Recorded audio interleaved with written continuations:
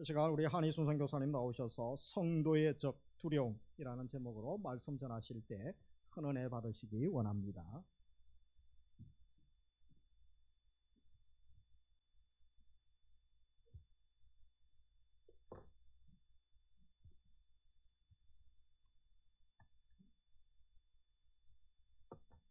여러분 또 주 안에서 만나 뵙게 돼서 너무 반갑습니다. 주일마다 뵙는 얼굴이지만 강단에서 여러분들을 뵈는 모습하고 저 밑에서 말씀을 들으면서 뵈는 모습이 좀 다른 것 같습니다. 하나님의 은혜가 여러분들과 늘 함께 하시기를 축복합니다. 여러분 혹시 재작년인가요? 한 1, 2년 전에 한참 뉴스로 기사화됐던 내용인데 미국 오레곤 빵집이라는 이야기를 한번 들어보신 적 있으신가요? 우리나라도 이제 동성애 문제가 심각하지만 전 세계적으로 동성애 문제들이 굉장히 심각합니다. 근데 이 오레곤 빵집의 사장 이야기입니다. 이 오레곤 빵집 사장님은 신실한 그리스도인이었어요. 어느 날 동성애 커플이 찾아와가지고 결혼 케이크를 만들어 달라고 부탁을 합니다. 그런데 이 사장님은 성경에서는 동성애는 죄라고 하나님께서 분명히 말씀하셨기 때문에 나는 당신들의 결혼 케이크를 만들어 줄 수가 없다고 합니다. 그들이 동성결혼식을 거부한 이후에 당한 일은 상상 이상이었습니다.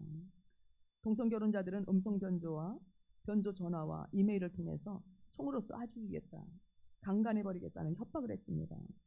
그리고 멍청한 성경 옹호자들아, 자식들은 다 병들고 사업은 망하라 라는 저주도 일삼았습니다. 그뿐만이 아닙니다. 오레곤 빵집에 찾아오는 고객들에게 협박으로 정신적 피해를 주기도 했습니다. 그래서 빵집을 멀리하게 했고 어떤 주일에는 이들의 빵집 트럭에 누군가 침입해서 뒤지기도 했습니다. 그래서 경찰에 신고를 했는데 누구도 체포된 사람이 하나도 없었습니다. 사실 미국에는 주마다 헌법이 다 다릅니다. 그런데 오레곤주의 헌법은 결혼은 한 남성과 한 여성의 결합이라고 명시되어 있습니다. 그런데 동성 결혼 지지자들은 각종 협박과 공갈로 결국 이 빵집을 문 닫게 했어요. 그래서 빵집 주인은 하나님께서 자신들에게 다시 일하게 하실 것이라는 믿음을 가지고 집에서 일하고 있습니다. 사랑하는 성도 여러분, 우리가 죄와 싸우되 피 흘리기까지 싸우지 않으면 안 된다는 것을 이 사실을 통해서 우리가 배우게 되는데 앞으로는 점점 더 빈번하게 이런 일들이 우리에게 찾아올 것입니다. 그리고 성도들을 많은 상황에서 두렵게 할 것입니다. 또 두려움은 이렇게 오레곤 빵집 같은 이런 사건에서만 우리 성도들의 삶에 두려움을 갖다 주는 것이 아니라 우리가 원하지 않는 질병도, 또 가난도, 또 요즘에 우리나라가 수해를 입었죠. 이런 수해도, 전쟁도, 이런 모든 상황들이 우리를 삶 가운데서 참 두렵게 합니다. 디모데후서 1장 7절 말씀해 보면 하나님이 우리에게 주신 것은 두려워하는 마음이 아니요 오직 능력과 사랑과 절제하는 마음이라고 하셨습니다. 여러분, 두려움은 누가 주는 것입니까? 하나님이 주는 것이 아니에요. 누가 주는 것이라고요? 마귀가 주는 거예요. 우리 성도의 삶 가운데 두려움이 없습니까? 여러분들은 두려움을 경험해 본 적이 없으십니까? 가난 때문에, 어떤 재정적인 어떤 것 때문에, 건강 때문에, 관계 때문에 여러 가지 이유로 인해서 여러분들 삶 가운데도 많은 두려움들을 경험했을 거라고 생각합니다. 그렇다면 우리에게 이렇게 두려움을 주는 사단의 그 마음은 뭘까요? 사단이 원하는 것은 무엇일까요? 다른 것 아닙니다. 사단이 원하는 것은 성도에게 두려움을 줘서 성도들이 어떤 일들을 하고 문제들을 해결하려고 할 때에 움츠러들게 만들고 아무것도 할 수 없이 우리를 묶는 것입니다. 여러분, 두려우면은 어떤 대상을 만나야 되는데 관계 속에서 어려우면 그 대상을 만나기가 쉽습니까? 어렵습니까? 저기서 오는 것만 같아도 피하게 되지요. 이것이 바로 누가 하는 일이라고요? 사단이 하는 일이랍니다. 가난 앞에, 문제 앞에 우리가 직면해서 그 문제를 돌파하고 나갈 수 있는 힘을 우리에게 주는 것이 아니라 사단은 피하게 만들고 두려움을 계속 떨게 만듭니다. 그리고 아무것도 하지 못하게 할 뿐만 아니라 더 나아가서는 하나님을 믿는 믿음을 의심하게 합니다. 오늘 본문에 나온 사사 기드온도 미디안으로 인해서 두려워하고 있었습니다. 이런 두려움은 오늘을 사는 우리 성도들에게도 흔히 나타나고 있고 지금도 어떤 면에서 보면 여기에 그 두려움 가운데 떨고 있는 성도들도 계실 것입니다. 사사기 6장 7절부터 10절을 보면 이스라엘 자손이 미디안으로 말미암아 여호와께 부르짖었으므로 여호와께서 이스라엘 자손에게 한 선지자를 보내시니 그가 그들에게 이르되 여호와께서 이같이 말씀하시기를 이스라엘의 하나님 내가 너희를 애굽에서 인도하여 내며 그 종되었던 집에서 나오게 하여 애굽 사람의 손과 너희를 학대하는 모든 자의 손에서 너희를 건져내고 그들을 너희 앞에서 쫓아내고 그 땅을 너희에게 주었으며 하나님의 능력이 얼마나 컸는지를 지금 말씀하고 있습니다. 또 내가 너희에게 이르기를 나는 너희 하나님 여호와니 너희가 거주하는 아모리 사람의 땅의 신들을 두려워하지 말라 하였으나 너희가 내 목소리를 청종하지 아니하였느니라 말합니다. 여러분, 우리 삶 가운데 두려움의 원인이 어디서 온다고요? 하나님의 능력을 믿는 것이 아니라 우리 삶에 찾아오는 문제들, 그 문제들로 인해서 우리가 두려워한다는 거예요. 우리는 하나님의 목소리를 청종해야 합니다. 하나님께서 두려워하지 말라고 한 것들을 두려워하면 안 돼요. 하나님을 경외하고 하나님을 신뢰하고 하나님을 믿으면서 담대하게 나가야 되는 거죠. 그런데 우리가 하나님을 신뢰하기보다는 우리의 문제나 상황을 더 두려워한다는 것입니다. 그런데 하나님은 정말 사랑의 하나님이십니다. 한 선지자를 보내서 이스라엘 백성들에게 또 뭐라고 말씀하시냐면 너희가 두려워하는 이유가 뭔지 내가 말해준다라는 거죠. 이스라엘의 두려움의 근본 원인은 다른 것이 아니라 하나님을 신뢰하지 못했고 이방신을 두려워했기 때문이라고 말씀해주고 있는 것입니다. 사실 우리가 성경을 보게 되면 출애굽 사건을 통해서 열방은 오히려 하나님을 두려워하고 있었어요. 출애굽기 15장 14절 16절을 우리가 한번 보겠는데요. 여러 나라가 듣고 떨며 블레셋 주민이 두려움에 잡히며 놀람과 두려움이 그들에게 임하매 주의 팔이 크므로 그들이 돌같이 침묵하였사오니 여호와여 주의 백성이 통과하기까지 곧 주께서 사신 백성이 통과하기까지 하였나이다. 하나님께서는 어떻게 했어요? 하나님의 능력으로 이스라엘 백성들이 출애굽할 수 있도록 도우셨다라는 거예요. 그런 하나님을 신뢰해야 되는데 가나안 땅에 들어와서 가나안 땅에 살고 있는 사람들이 믿는 이방신을 이스라엘 백성들이 두려워하고 있었다는 것입니다. 사랑하는 여러분, 두려움은 불신앙입니다. 내가 하나님을 믿고 있다면, 하나님을 신뢰하고 있다면 우리 안에 찾아오는 두려움 때문에 우리가 염려하거나 근심하는 것이 아니라 두려움을 내어 쫓고 하나님을 신뢰하며 믿음으로 하나님 앞에 서야 되는 것입니다. 그런데 기드온 시대에 이스라엘 백성들도 미디안으로 인해서 두려워하고 있었어요.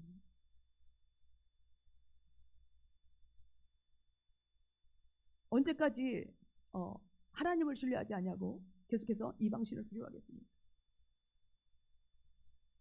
두려워하는 마음과 하나님의 말씀을 청종하지 않는 것은 불신앙이라는 것을 내가 날마다 인식할 때, 그럴 때 우리는 두려워하는 마음을 내어쫓고 하나님을 향하여 기도하게 되고 하나님께서 주신 약속의 말씀을 붙들고 살아가게 될 것입니다. 그렇기 때문에 우리가 바라보는 것, 하나님을 바라보는 것이 아니고 하나님을 더 크게 보는 것이 아니라 우리 주변에 있는 상황과 우리에게 다가온 문제들을 크게 보는 것이 바로 두려움의 원인이라는 것입니다. 그래서 이스라엘 백성들이 이렇게 두려워하다 보니까 어떤 결과를 가져왔는가 하면 두려움의 결과가 두 가지로 나타납니다. 첫 번째는 그들이 무서워한 대로 미디안이 쳐들어왔습니다. 미디안이 쳐들어왔습니다. 이스라엘 백성들이 하나님을 경외할 때는, 하나님을 두려워할 때는 열방의 백성들이 이스라엘 백성들을 건드리지 못했고 아무도 그들에게 해를 주거나 그러지 못했어요. 그런데 거꾸로 이스라엘 백성들이 이방신을 두려워하는 그 순간부터 그들이 두려워하던 것들이 그들에게 찾아오고 있다는 것입니다. 그것도 연합군으로 쳐들어옵니다. 그리고 이스라엘을 멸하려고 합니다. 여러분, 사단의 전략은 이스라엘에게 더 큰 두려움을 주어서 꼼짝 못하도록 하는 겁니다. 그리고 이스라엘을 완전히 멸하려고 합니다. 여러분, 이런 말 들어보셨나요? 요즘에 이란이 있지요. 이란 이 나라는 이스라엘을 뭐라고 하냐면 지구상에서 없어져야 나라라고 합니다. 이것은 옛날이나 지금이나 마찬가지입니다. 사단이 하는 전략은 뭐냐면 하나님의 택한 백성들을 지구상에서 멸해버리려고 합니다. 마치 블레셋 사람 골리앗 앞에서 두려워 떨던 사울과 이스라엘 군대처럼 꼼짝 못하게 만들고 두려워하게 하는 것이 사단의 전략이라는 것입니다. 그리고 도리어 그들은 쳐들어와서 힘을 과시합니다. 블레셋 장군 골리앗이 이스라엘 백성들에게 큰 소리로 외치면서 나와 1대1로 싸워서 이길 자 누구냐? 그가 이기면 내가 너희들에게 종이 될 것이고 너희가 지면 내가 이기면 너희가 우리의 종이 될 것이라고 큰 소리칩니다. 마치 사사기 6장 4절부터 6절에서도 동일한 상황을 보게 되는데요. 진을 치고 가사에 이르도록 토지 소산을 멸하여 이스라엘 가운데 먹을 것을 남겨두지 아니하며 양이나 소나 나귀도 남기지 아니하니 이는 그들의 짐승과 장막을 가지고 올라와 메뚜기 떼같이 많이 들어오니 그 사람과 낙타가 무수합니다. 그들이 그 땅에 들어와 멸하려 하니 이스라엘이 미디안으로 말미암아 궁핍함이 심한지라 라고 말합니다. 궁핍함이 심해진다는 것입니다. 개역 한글에서는 궁핍함이 심해진다는 말을 미약함이 심해진다라고 하였습니다. 여기서 얻는 하나님의 교훈이 무엇입니까? 우리에게 말씀하시는 교훈이 무엇입니까? 우리가 궁핍하고 미약해짐이 심해진다는 거예요. 무엇 때문에? 하나님을 경외하고 하나님을 믿지 않고 이방신을 이방신을 두려워하게 될 때 그렇다는 것입니다. 그렇기 때문에 우리 삶 가운데 가난이 오거나 우리 삶 가운데 내가 영적으로 미약해져 있을 때 우리 자신 한번 돌아봐야 돼요. 내가 왜 이런 상황 가운데 내가 왜 경제적으로 어렵고 내가 왜 이렇게 그것을 헤쳐나갈 힘이 없는가? 이것은 바로 무엇 때문이다? 이방신을 두려워하기 때문입니다. 여러분이 두려워하는 것은 무엇입니까? 여러분의 미디어는 무엇입니까? 어떤 사람에게는 가난일 수도 있고 어떤 사람에게는 질병일 수도 있고 어떤 사람에게는 기상이변일 수도 있고 전쟁일 수도 있을 것입니다. 우리 삶 가운데 찾아오는 관계일 수도 있을 것입니다. 여러분, 이런 것들이 찾아오면 우린 모두는 다 두려워할 수 있습니다. 그리고 두려워했습니다. 그러나 이제는 이런 문제들보다 능력이 많으신 하나님을 더 신뢰하시길 바랍니다. 우리의 하나님은 모든 신에 뛰어나신 전능하신 하나님입니다. 애굽의 모든 신들을 벌하고 택한 백성들을 구원하여서 약속의 땅으로 인도하신 분이 우리 하나님이십니다. 하나님은 이렇게 말씀하십니다. 이사야 43장 1절부터 3절에서 우리 한번 같이 읽어볼까요? 야곱아, 너를 창조하신 여호와께서 지금 말씀하시느니라. 이스라엘아, 너를 지으신 이가 말씀하시느니라. 너는 두려워하지 말라. 내가 너를 구속하였고 내가 너를 지명하여 불렀나니 너는 내 것이다. 내가 물 가운데로 지날 때에 내가 너와 함께 할 것이다. 강을 건널 때에 물이 너를 침몰하지 못할 것이며 내가 불 가운데로 지날 때에 타지도 아니할 것이요 불꽃이 너를 사르지도 못하리니 대저 나는 여호와 내 하나님이요 이스라엘의 거룩한 이요 내 구원자임이라. 내가 애굽을 너의 속량물로 구스와 스바를 너의 대신으로 주었노라. 할렐루야. 여러분, 하나님이 뭐라고 말씀하십니까? 두려워할 상황들이 우리 삶 가운데 있지만 두려워하지 말라고 말씀합니다. 나는 너의 구속자라고 말씀합니다. 하나님의 능력을 우리에게 보여주시면서 나를 믿으라고 말씀하고 있습니다. 그래서 우리가 두려움에서 벗어나는 길은 우리의 구속자를 믿으며 하나님 앞에 기도하는 것. 오늘 우리가 본문을 다 읽지는 본문에 보면 문제가 생겼을 때에 이스라엘 백성들은 여호와 하나님께 부르짖었습니다. 6장 6절 보겠습니다. 우리가 부르짖어 이스라엘 백성들이 같이 한 목소리를 읽겠습니다. 이스라엘이 미디안으로 말미암아 궁핍함이 심한지라 이에 이스라엘 자손이 여호와께 부르짖었더라. 아멘. 여러분, 하나님 앞에 부르짖어야 합니다. 하나님은 우리가 기도하기를 원하세요. 우리가 기도하기를 원하신다고요. 어떤 상황이든지 어떤 문제든지 하나님은 하나님 앞에 찾아 나와서 하나님 얼굴을 구하고 하나님의 이름을 부르며 하나님을 구하는 자들에게 찾아오시는 하나님이십니다. 오늘 11절 같이 읽어보겠습니다. 여호와의 사자가 아비에셀 사람 요아스에게 속한 오브라에 이르러 상수리 나무 아래에 앉으니라. 마침 요아스의 아들 기드온이 미디안 사람에게 알리지 아니하려 하여 밀을 포도주 틀에서 타작하더니. 우리는 상황 가운데 두려워서 미디안 사람들이 보면은 곡식 타작하는 것들을 다 뺏어갔어요. 그렇기 때문에 숨어서 포도주 틀에서 기드온이 지금 밀을 털고 있습니다. 이런 상황 가운데 있지만 하나님이 우리 가운데 찾아오시면 우리의 고통은 잊어버리게 됩니다. 하나님께서 우리를 회복시켜 주시고 치유하시고 구원해 주실 것이기 때문입니다. 여러분, 아비에셀이라고 하는 뜻이 무슨 뜻인지 아십니까? 아버지는 도우시리. 하나님이 지금 아비에셀의 그 집에 찾아오신 거예요. 하나님이 뭐 하시기 위해서 찾아오십니까? 도와주시기 위해서 찾아왔대요. 요아스라는 뜻은 여호와께서 주셨다 그런 말입니다. 뭘 주시려고요? 하나님께서 승리를 주시기 위해서, 그들에게 구원을 주시기 위해서 찾아오셨다라는 것입니다. 우리의 상황은 어떠냐면 오브라 같아요. 어린 수사슴 같아요. 조그만 문제 앞에서 깜짝 놀라고 두려워 떨고 아무것도 하지 못하는, 꼼짝 못하는 그런 어린 수사슴 같습니다. 우리의 삶을, 나 자신을 돌아보면 기드온과 같이 나무나 패는 사람이에요. 어떻게 보면 쓸모없는 사람이에요. 그렇게 중요한 사람이 아닙니다. 그런데도 우리가 부르짖을 때 하나님은 우리에게 찾아오신다는 거예요. 아멘. 하나님이 여러분 삶 가운데 찾아오신다는 거예요. 언제? 여러분들이 부르짖어 기도할 때 찾아오신다는 거예요. 하나님께서 찾아오시는 것은 택한 백성들을 사랑하시는 하나님의 긍휼입니다. 하나님은 저와 여러분을 사랑하십니다. 우리는 어린 수사슴 같아서 조금만 어려워도 놀라고 두려워하지만 고난이 오면 그 고난에 짓눌려서 힘을 잃고 아무것도 할 수 없지만, 그래서 마치 기드온처럼 아무 그런 기대와 소망 없이 나무나 패고 두려워서 밀을 포도주에서 터는 그런 타작하는 그런 사람 같지만 하나님이 찾아오시면 우리의 상황은 달라집니다.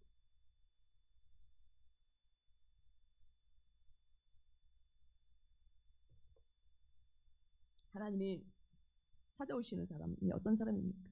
어떤 사람에게 하나님께서 찾아오십니까? 하나님에 대한 지식은 있어요. 하나님의 능력에 대한 소식은 우리가 많이 들었어요. 성경을 읽을 때도 하나님이 이런 분이시다. 하나님은 우리와 함께 하시고 우리를 구원하실 수 있는 분이다. 하나님은 나를 사랑하신다. 이런 소식, 하나님에 대한 지식에 대한 것은 아주 충만해요. 근데 실제 문제가 생겼을 때에 하나님 앞에 엎드려 기도하거나 하나님을 묵상하지를 않아요. 기도원은 하나님 앞에 하나님을 묵상했어요. 부르짖을 뿐만 아니라 하나님의 능력이 많았어요. 출애굽할 때에 우리 조상들을 그렇게 구원하셨다. 지금 그 하나님의 능력은 어디 있는가? 지금 그 하나님의 능력은 어디 있는가? 하나님이 나를 버리신 건 아닌가? 하나님을 생각하는 거예요. 하나님을 구하는 거예요. 하나님, 우리 조상들에게 말씀하신 그 하나님의 능력을 내가 보기를 원하고, 조상들을 구원하신 하나님의 능력으로 나를 구원하시기를 원하고, 지금도 하나님이 나와 살아계셔서 나와 함께 하시는 그 하나님의 능력을 내가 보기를 원합니다.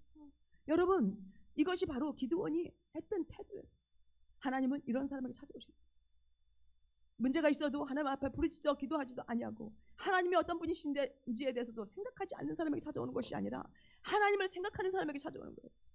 하나님이 어떤 분이신지를 조상들에게 들었고 다른 사람에게 들었던 그 하나님이 어떤 분이신지를 궁금해서 그 하나님을 경험해보고 싶어서 갈망하는 사람에게 찾아오십니다. 사랑하는 여러분, 출애굽의 그 구원의 능력이 얼마나 큰지 우리는 글로 들어서 알고 있지만 사실 실제로 내 삶 가운데 그런 능력이 나타나기를 갈망하지 않습니까? 나도 그런 구원을 경험해보기 쉽지 않습니까? 성경에 수많은 하나님의 기적들이 그 나타날 때에 그 주인공들처럼 나도 그런 기적을 경험해보고 싶지 않습니다. 하나님은 찾아오셔서 뭐라고 말씀하십니까? 두려움에 떨고 있는 믿음 없는 연약한 자에게, 연약한 기드온에게 이렇게 말씀합니다. 큰 용사, 큰 용사. 기드온은 깜짝 놀랐어요. 아니, 내가 큰 용사야? 어찌 이런 인사가 있을까? 하나님의 그 말씀 앞에, 큰 용사라고 하시는 말씀 앞에 기드온 자신이 놀랍니다. 참으로 믿을 수 없는 말씀을 자기 귀로 듣고 있습니다. 왜냐하면 기드온은 자기가 어떤 사람인지를 너무나 잘 알고 있었어요. 우리에게도 찾아오셔서 하나님께서 말씀하시면 내가 어떤 사람인지 알기 때문에 하나님이 저와 여러분에게 큰 용사요 라고 말씀하시면 내가 큰 용사? 이러면서 놀랄 거예요. 하나님께서 이렇게 약속을 하셔도 믿어지지 않는 상황 가운데 갔었죠.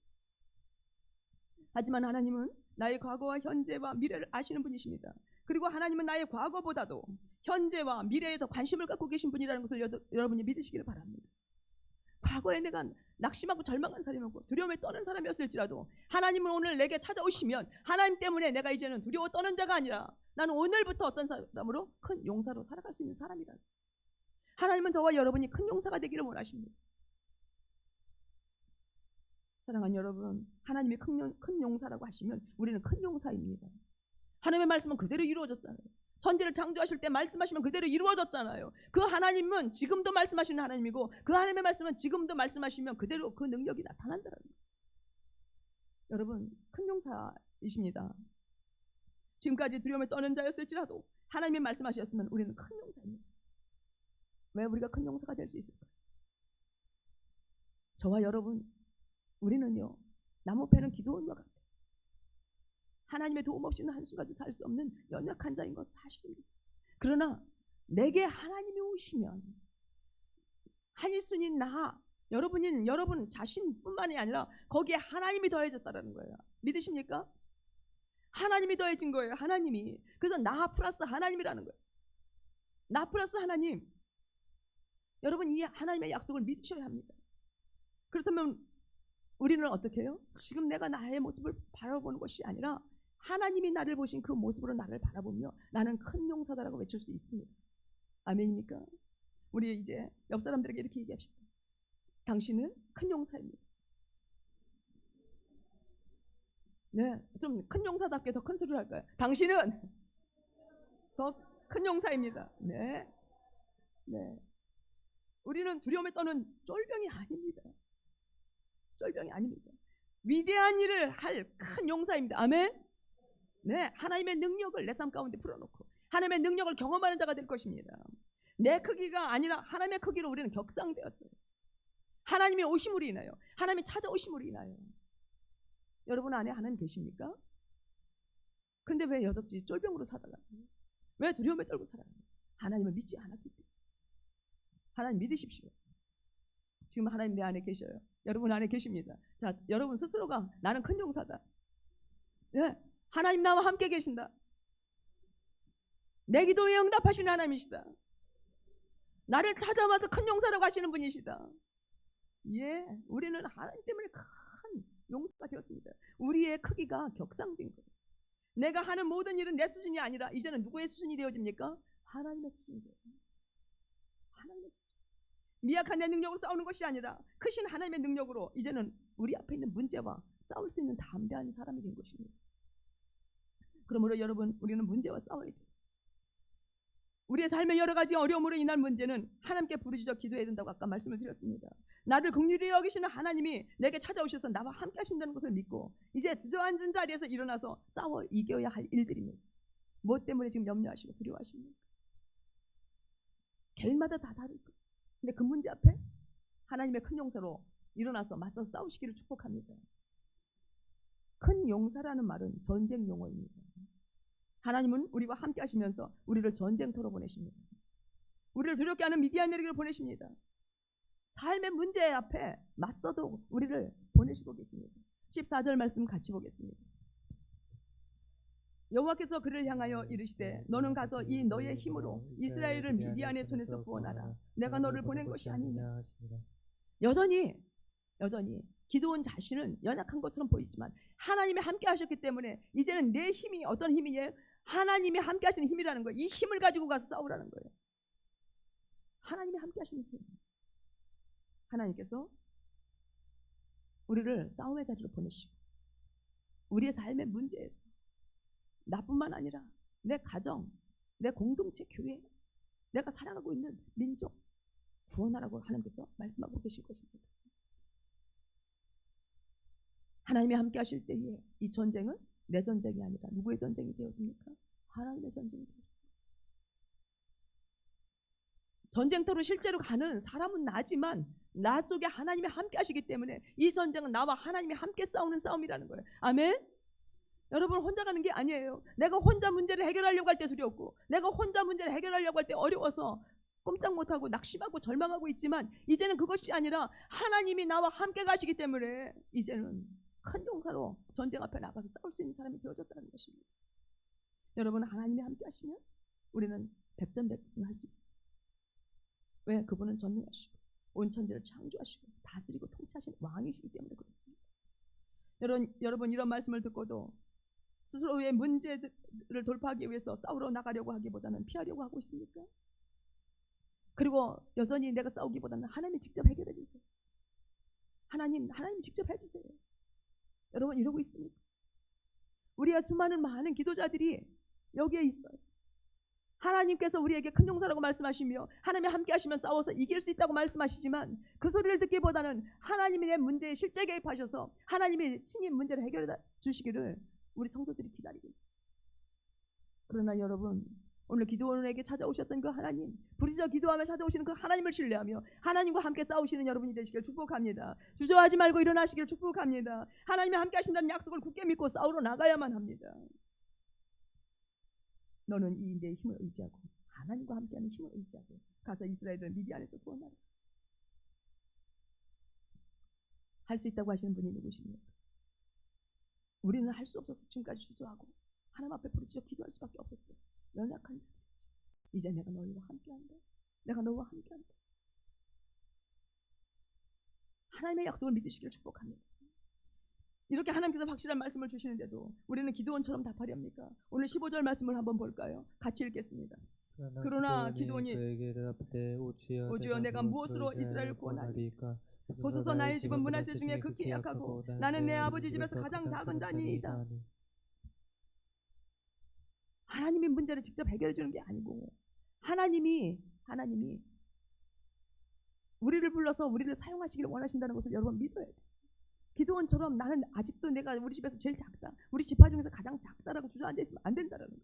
약속의 말씀을 붙들고 일어나는 게 믿음입니다. 하나님이 함께 하신다고 하는 약속을 붙들고 나가는 게 믿음입니다. 여러분들이 믿음을 무엇으로 보이겠습니까? 여러분의 믿음을 무엇으로 보이겠느냐?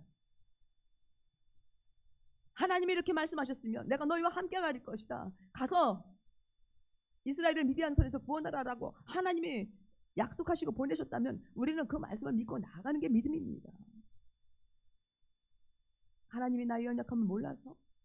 아니요, 하나님을 아시기 때문에 찾아오셔서 하나님의 힘을 우리에게 공급해 주시고 계신 거예요. 우리 16절 같이 보겠습니다.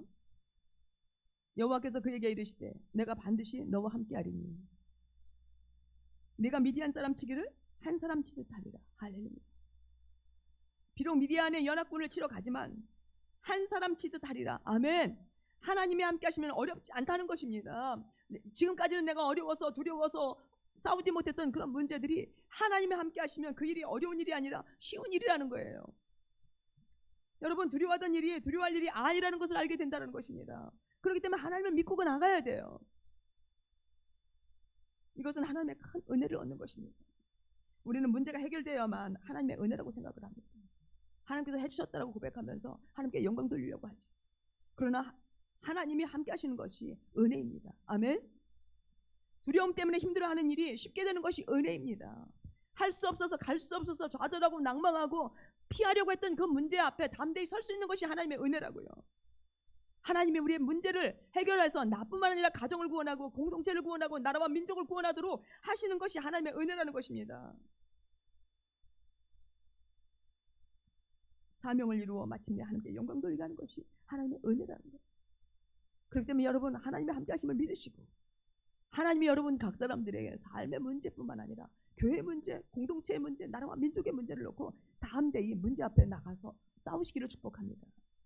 오늘 본문을 통해서 기드온에게 배우는 것이 있습니다. 사사기 6장 17절부터 18절 말씀입니다. 기드온이 그에게 대답하되 만일 내가 주께 은혜를 얻었사오면 나와 말씀하시는 이가 주 되시는 표징을 내게 보이소서. 내가 예물을 가지고 다시 주께로 와서 그것을 주 앞에 드리기까지 이곳을 떠나지 마시기를 원하나이다 하니 그가 이르되 내가 돌아올 때까지 머무르려 하니라.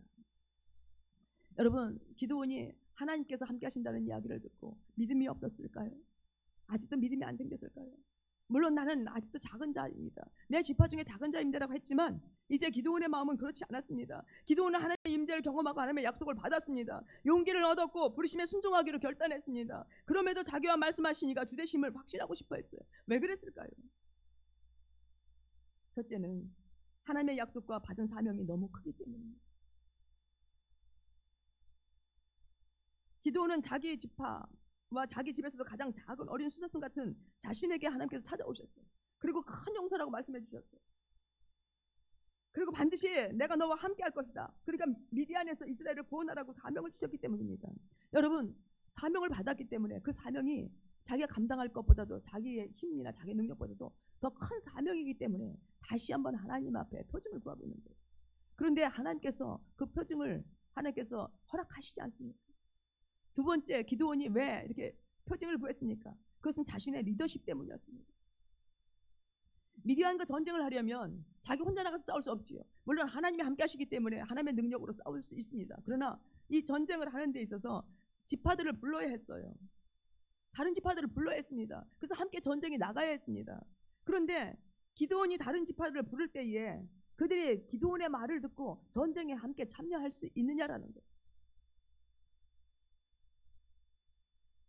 기드온의 지파는 이스라엘의 12지파 중에서 가장 작은 지파였고 기드온은 그 지파 중에서 가장 작은 자였대요.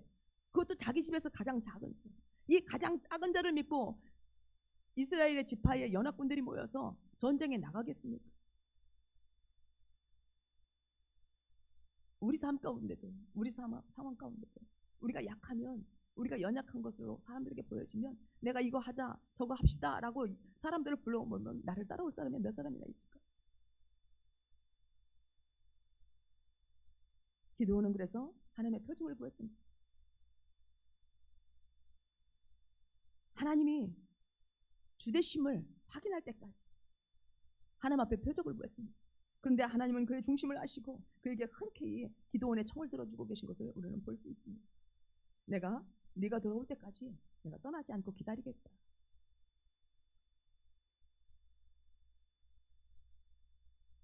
본문이 길지만 17절부터 18절까지 한번 읽어볼까요?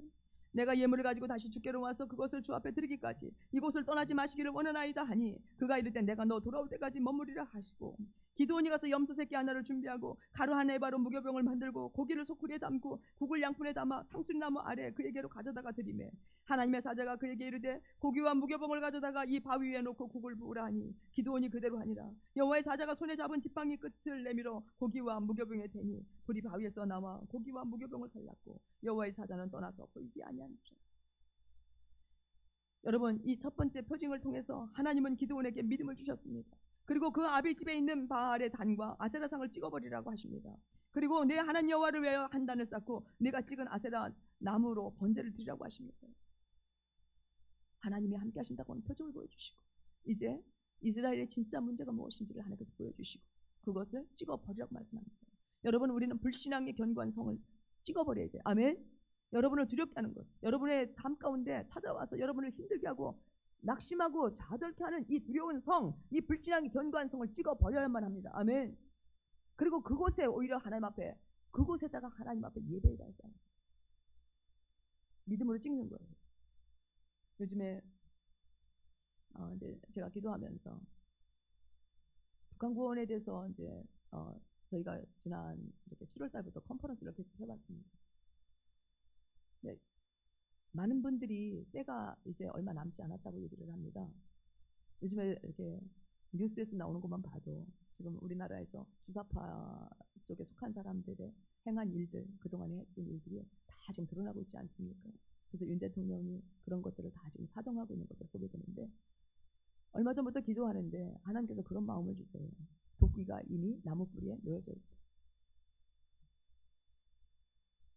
김정은 정권으로부터 사주받아서 이 땅에서 하고 있는 많은 간첩들의 활동들과 이 땅에서 일어나고 있는 일들이 많이 있는데 하나님께서 이제는 도끼가 그 나무 뿌리에 놓여져 있다고 말씀을 합니다. 우리나라가 선교 한국을 이루고 북한 구원을 이루어야 될 것 중에 장애들이 있겠지만 그 많은 장애 중에 하나가 바로 북한 정권이 무너져야 되고 공산당원들, 우리나라 안에 있는 이런 간첩들이 다 드러나야 돼요. 그것이 다 뿌리째 뽑히지 아니하면 우리는 정말 북한 구원을 이룰 수가 없을 거고 더 나아가서는 선교 한국을 이룰 수가 없을 것입니다. 하나님은 뭐라고 말씀하십니까? 바알의 단과 아세라상을 찍어버려라. 그곳에, 그 찍어버린 곳에서 하나님 앞에 예배드려라. 하나님은요, 우상이 하나님의 영광을 가르친 것을 기뻐하지 않습니다. 우상에게 영광 돌렸던 것, 찬송했던 것들을 하나님께서는 제해버리시고 이제는 그곳에서 하나님이 우리를 통해서 예배받으시기를 원하세요. 아멘입니까? 여러분의 삶의 문제 믿음으로 찍어버리십시오. 아멘. 도끼를 거기다 대십시오. 그리고 찍으세요. 믿음으로 찍고 그곳에서 예배를 드립니다. 하나님의 위대하십니다. 하나님의 능력을 내 삶에 찾아오셔서 내 문제를 해결하실 그 하나님 앞에 감사와 찬송과 경배를 올려드립니다. 이 우상들은 기드온의 집에 있었지만 동네 사람들이 함께 섬기는 우상이었습니다. 만일 기드온이 하나님의 말씀대로 이 바알과 아세라상을 찍어버렸다고 한다면, 찍어버린다면 기드온은 동네 사람들에게 죽임을 당할 수도 있는 일이었습니다. 그런데 기드온은 순종했습니다. 기드온의 순종은 도리어 기드온에게 죽음을 준 것이 아니라 이스라엘 백성들, 그 각 지파들이 전쟁에 함께 참여할 그 지파들이 기드온을 따르는 리더십을 세워주는 일로 변해버렸어요. 이것이 여러분의 삶 가운데 있기를 축복합니다. 6장 31절에 보니까 요아스가 자기를 둘러선 모든 자에게 이르되 너희가 바알을 위하여 다투느냐? 너희가 바알을 구원하겠느냐? 그를 위하여 다투는 자는 아침까지 죽임을 당하리라. 바알이 과연 신일지인데 그의 제단을 파괴하였은즉 그가 자신을 위해 다툴 것이니라 했어요. 이스라엘 백성들은, 동네 사람들은 바알이 기드온을 죽일 것이라고 기대했고 바알이 일어나서 기드온과 싸울 것이라고 기대했지만 그런 일은 일어나지 않았어요. 그 결과 하나님은 마을 사람들의, 동네 사람들의 이방신을 두려워하던 마음과 생각을 바꿔주시고 이스라엘 사람이 하나님을 믿도록 믿음을 주셨을 뿐만 아니라 그 일을 행한 기드온을 따르게 하셨다는 것입니다. 여러분, 하나님 앞에 예배하는 것이, 두려움 성을 찍어버리고 그곳에서 하나님을 예배하는 것이 리더십을 얻게 된다는 거예요. 가정을 구원할 수 있는 리더십, 교회를 일으킬 수 있는 리더십, 민족과 나라를 살릴 수 있는 리더십이 세워진다는 거예요. 문제 앞에서 두려워하지 마십시오. 도리어 하나님을 예배하는 자가 되시길 축복합니다. 이제 기드온과 이스라엘은 하나님이 주신 믿음과 보호를 통해서 하나님의 말씀에 청종해야 합니다. 무엇에 대해서 청종해야 될까요? 앞에서 말씀드렸던 것처럼 이제는 이방신을 두려워하는 것이 아니라 여호와 하나님의 능력을 믿는 것입니다. 다음은 그의 말씀대로 미디안과 싸우러 나아가는 것입니다. 우리는 성경을 통해서 기드온의 그 순종의 결과를 알고 있습니다. 사사기 6장 33절부터 35절에 보면 그때 미디안과 아말렉과 동방 사람들이 다 함께 모여 요단강을 건너와서 이스라엘 골짜기에 진을 친지라 라고 말합니다. 그때에 여호와의 영이 기드온에게 임하시니 기드온이 나팔을 불매 아비에셀이 그의 뒤를 따라 부름을 받으니라. 기드온이 또 사자들을 온 므낫세에 두루 보내매 그들도 모여서 그를 따르고 또 사자들을 아셀과 스불론과 납달리에 보내매 그 무리도 올라와 그를 영접하더라. 나무패는 두려워서 밀을 포도주태에서 타작하는 이 기드온이 이제는 민족들을 부르는 리더십이 되어졌고 지도자가 되어졌다는 거예요. 하나님께서 큰 용사라고 말씀하신 대로 큰 용사가 되어져 가고 있는 거예요. 여러분 믿으십니까? 두려운 자리, 여러분들이 삶에 문제가 있어서 그것 때문에 벗어나지 못하고 좌절하고 낭망한 그 자리에서 그것을 도끼를 대고 찍으십시오. 아멘. 믿음으로 찍어버리고 그리고 하나님을 예배할 때에 이런 일들이 일어나는 거예요. 그리고 기드온에게 여호와의 영이 임했습니다. 하나님께서 말씀하신 대로 내가 너와 함께하리라. 반드시 내가 너와 함께하리라 하신 약속의 말씀을 이루고 계신 것을 보게 됩니다. 하나님은 리더십을 세워주시고 하나님은 함께하시는 것입니다.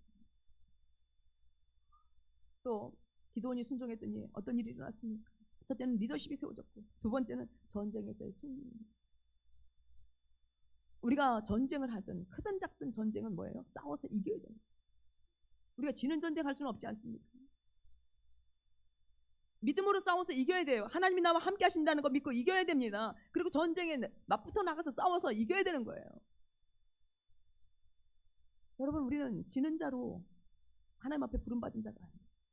이미 예수님께서 십자가 지실 때에 사단은 이 세상 임금은 이미 실패했습니다. 패배했습니다. 여러분 이 사실을 위해서 하나님이 나와 함께 하신다는 걸 믿고 나도 승리할 수 있는 사람이라는 것을 믿으시기를 바랍니다. 승리는 성도들의 것입니다.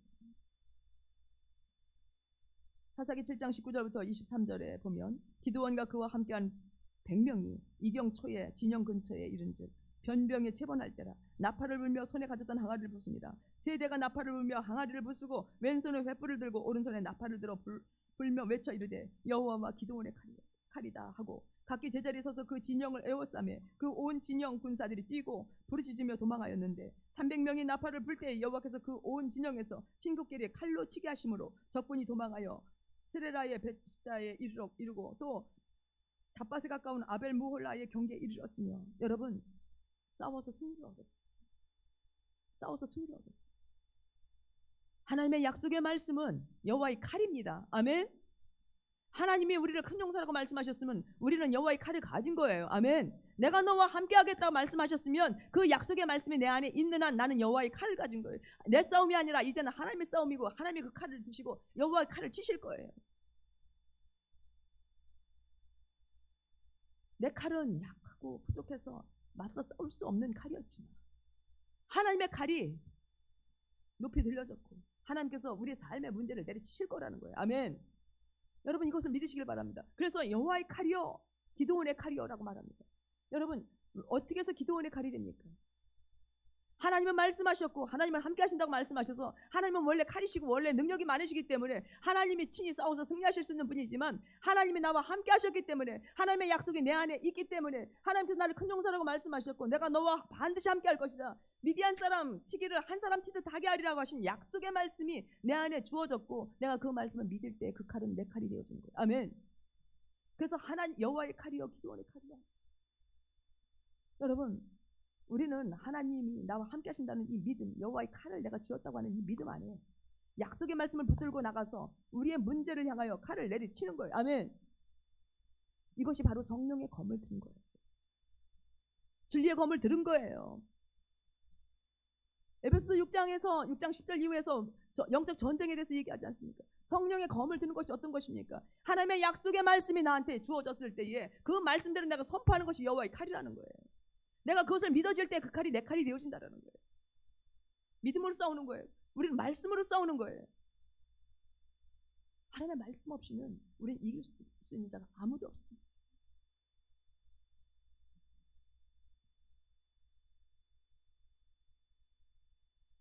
그래서 전쟁에서 승리하게 합니다. 우리는 전쟁에서 싸우고 나서 서 있는 자가 돼야 돼요. 아멘. 쓰러진 자, 적군 전쟁에서 쓰러진 자는 다 뭐예요? 부상병이거나 그렇지 않으면 죽은 자. 우리가 전쟁에 나가서 죽을 자입니까? 하나님이 우리를 죽을 자로 부르시는데 이 큰 용사라고 하시겠습니까? 아니요. 우리는 어떤 사람? 싸워서 승리하는 사람이에요. 이기고 서는 사람입니다. 아멘. 승리의 계가를 부를 자가 저와 여러분이라는 것을 여러분 믿으시기를 바랍니다.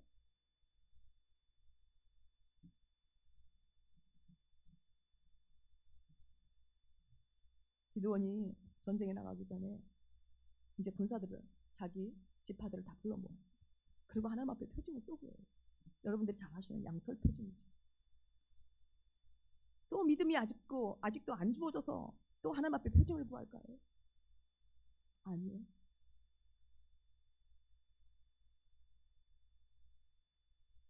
하나님께서 나에게 찾아오셔서 날대로 큰 용사라고 하셨는데 내가 나가서 전쟁에 싸워서 나도 물론 승리하고 이겨야 되지만 혹이라도 내가 어떻게 된다면 그건 내 문제지요. 나 하나의 문제인데 이젠 지파들을 다 불러 모았어.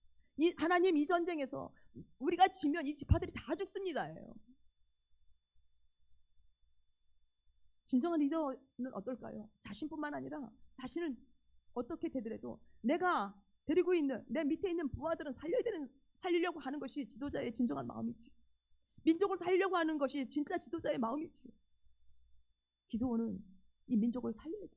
전쟁에 나서 싸우는 이 민족, 이 군사들을 살려야 돼. 우리 민족을 저 미디안의 손에서 다 건져내야 돼. 그렇기 때문에 하나님 앞에 또다시 표징을 구합니다. 하나님은 기드온의 중심을 하셨어요. 그래서 양털 표징을 통해서 하나님이 함께 하신다고 하는 전쟁에서 승리할 것이라고 하는 확신을 주시고 계신 것을 봅니다. 그뿐만 아니라 더 확실하게 이제 기드온 보고 말합니다. 네 부하를 데리고 가서 적진으로 향해 들어가 봐라. 기드온이 하나님의 말씀 듣고 부하를 데리고 한밤중에 찾아갑니다. 적진. 근데 고쳐 쓰고 있는 사람들이 있었습니다. 근데 그 사람들이 하는 이야기를 하나님께 들어보라고 하셨어요. 근데 거기서 그 사람들이 하는 얘기가 무슨 얘기를 합니까? 한 꿈을 꾸었는데 라고 하면서 밀덩어리가 이렇게 굴러 들어오는 것을 꿈에서 봤다고 얘기를 하면서 자신들이 그것을 위해서 무너지는 것을 봤다고 하는 그 꿈 이야기를 듣고 하나님께서 뭐라고 말씀하십니까? 그 사람이 뭐라고 합니까? 듣던 사람이 이거는 이스라엘의 기드온에 대한 이야기다 하시는 이야기를 듣게 됩니다. 기드온은 거기서 힘을 얻고 이제 이 전쟁에 나가서 싸워서 승리하게 되는 것을 보게 됩니다. 여러분, 하나님은 여러분을 사랑하세요. 상황 가운데 말씀을 주시고 상황 가운데 이길 수 있는 힘을 주시는 분이 우리 하나님이십니다. 우리가 맞서서 나가서 싸우려고 믿음으로 일어서기만 해도 하나님은 우리에게 상황과 환경을 통해서 내가 너와 함께한다. 너는 반드시 이 싸움에서 이길 수 있는 사람이다라고 말씀하신다라는 거예요. 주저하지 말고 낙심하지 말고 싸우시길 축복합니다. 여러분, 우리는 오레곤 빵집처럼 우리가 믿는 신앙 때문에 고난을 당하고 두려운 일을 겪을 수도 있어요. 때로는 원치 않는 전쟁이나 기후변화, 가난, 질병 등으로 무서워서 두려워 떨 수도 있습니다. 하지만 하나님을 신뢰하시기를 축복합니다. 하나님이 우리에게 주신 마음은 두려워하는 마음이 아닙니다. 우리를 두렵게 하는 사단보다 크신 하나님을 믿고 어려운 일들이 있을 때마다 하나님께 기도하시는 성도들이 되시길 축복합니다. 하나님 우리가 부르짖어 기도할 때 찾아오시고 두려워 떨고 있는 우리에게 큰 용사라고 하십니다. 그리고 하나님이 그렇게 말씀하셨으면 우리는 큰 용사임을 믿으시길 바랍니다. 우리와 함께 하시고 우리를 쳐들어와서 우리를 미약하게 하고 궁핍하게 하는 원수 사단과 싸워서 이기게 하실 하나님을 신뢰합시다. 이제 문제의 돌파를 위해 문제와 맞서시길 바랍니다. 뒤로 물러가는 자가 아니죠. 나는 하나님이 함께 하시는 사람입니다. 하나님 날더러 큰 용사라고 하십니다. 여러분, 이 한 가지 약속만 붙들고 여러분의 삶의 문제 안에서 일어선다면 여러분은 싸워서 승리하실 것입니다. 하나님의 성령의 검, 하나님의 칼, 이걸 들고 나가 싸우시기를 축복합니다. 내 믿음의 칼을 들고 나가 싸워서 승리하시기를 축복합니다. 하나님이 반드시 저와 여러분에게 승리를 주실 것입니다. 하나님의 영광을 승리한 자들을 통해서 하나님의 영광을 받으시죠. 하나님께 올려드린 영광이 날마다 여러분의 삶 가운데 있기를 축복합니다. 기도하시겠습니다.